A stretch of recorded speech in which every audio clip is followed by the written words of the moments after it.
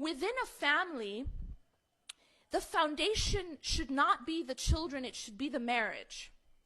So the relationship between the husband and the wife needs to be something that you invest in, that you make a priority, because that's what's going to make the family structure strong.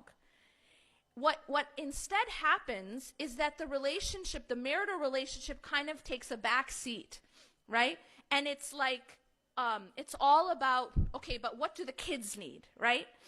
And so what ends up happening, and this is what I've seen, is that over the years, what ends up happening is that these two, this husband and this wife, they almost become just strangers. They become a parent. They become a mother and a father living under the same roof. Their relationship is no longer something that they invest in, right? Like, you wouldn't like take out time and spend time alone. I mean, going on a date with your spouse, you're just like, what is that, right? That's weird.